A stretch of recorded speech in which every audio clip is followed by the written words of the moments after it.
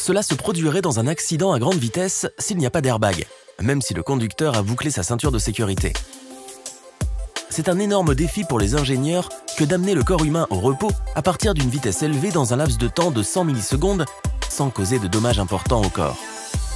Nous allons apprendre comment cette technologie sauve des vies en comprenant le mécanisme de gonflage des airbags qui, fait intéressant, se produit grâce à une explosion chimique.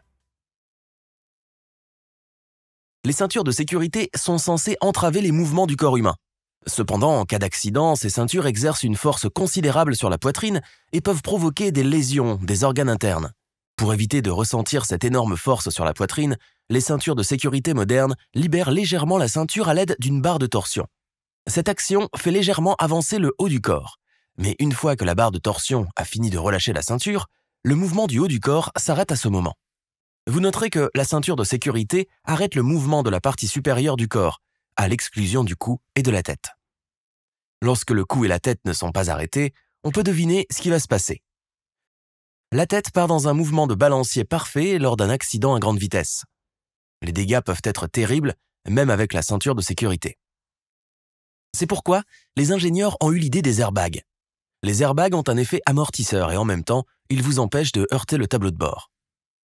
La toute première tentative de gonfler l'airbag à l'aide d'un dispositif d'air comprimé a été un échec. Cette conception présentait deux problèmes principaux. D'une part, le ressort n'était pas en mesure de déterminer la collision avec précision. Et d'autre part, l'air comprimé n'était pas en mesure de remplir l'airbag assez rapidement pour éviter les dommages causés par la collision.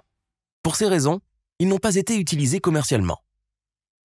Les fondateurs des systèmes de sécurité, Joyson, M. Allen K. Breed, a mis au point des inventions révolutionnaires pour résoudre ces problèmes. Tout d'abord, il a amélioré la précision du capteur, en utilisant un capteur à billes dans un tube. Dans ce capteur, une bille d'acier est maintenue en position à l'aide d'un aimant. Lorsqu'une collision se produit, la voiture décélère très rapidement, mais la bille se sépare de l'aimant en raison de son inertie. La bille avance pour fermer le circuit et envoie un signal au gonfleur. Sa deuxième et sa plus grande contribution a été l'utilisation d'explosifs chimiques au lieu de l'air comprimé. M. Breed a utilisé un produit chimique appelé azoture de sodium pour réaliser cela. La particularité de l'azoture de sodium est telle que, si ce produit chimique solide est déclenché par une température supérieure à 300 degrés Celsius, il se transforme rapidement et directement en état gazeux. Les 50 grammes d'azoture de sodium génèrent près de 70 litres d'azote. Ce produit chimique est rempli dans un cylindre étanche du volant. Le signal électrique envoyé par la sonde de la bille passe par un dispositif pyrotechnique. C'est un fil fin et résistant. Lorsque le courant le traverse, il génère une température de plus de 300 degrés Celsius.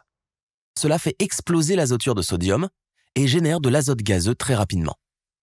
Celui-ci est capable de gonfler le sac en 30 millisecondes. Ces deux percées ont rendu possible l'utilisation commerciale des airbags.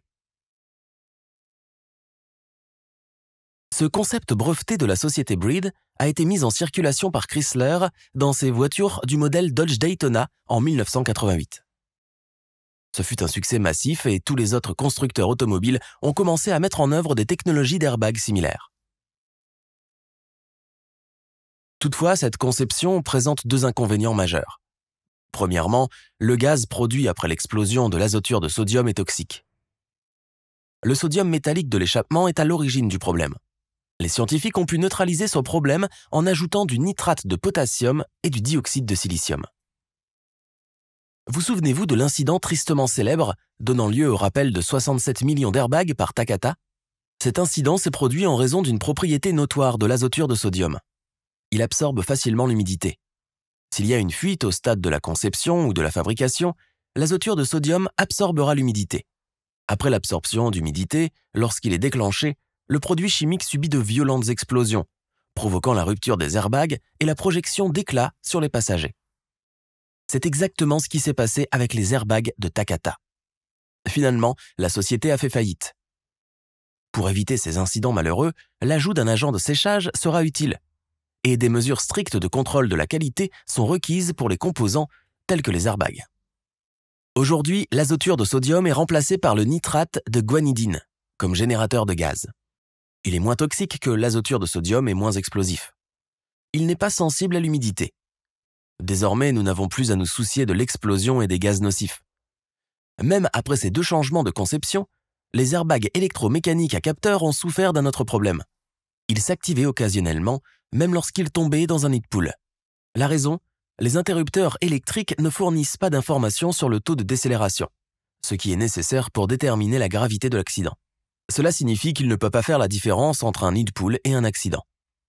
C'est pourquoi, pour détecter les collisions avec plus de précision, les capteurs MEMS sont aujourd'hui utilisés avec une unité de contrôle électronique perfectionnée. Il s'agit d'une méthode basée sur la capacité et la gravité de l'accident peut facilement être déterminée. Le calculateur prend également en compte les données fournies par les capteurs de vitesse des roues, les gyroscopes, les capteurs de pression des freins et les capteurs d'occupation des sièges.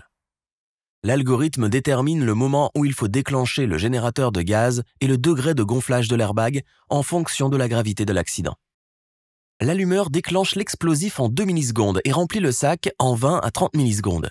L'airbag reste complètement ouvert pendant 100 millisecondes. Maintenant, l'airbag est prêt à vous protéger. L'airbag répartit la force de l'impact sur une plus grande surface. Il ne se gonfle pas seulement, mais se dégonfle aussi pour vous ralentir lors de l'impact. En se dégonflant, il donne plus de temps au déplacement. Vous pouvez voir 2 trous de ventilation dans les airbags. L'air s'échappe par ces trous et l'airbag se dégonfle pour ralentir votre corps. Savez-vous pourquoi l'airbag ne fonctionne pas dans certains modèles de voitures si vous ne portez pas la ceinture de sécurité ? La vitesse de gonflage d'un airbag est énorme. Environ 320 km/h.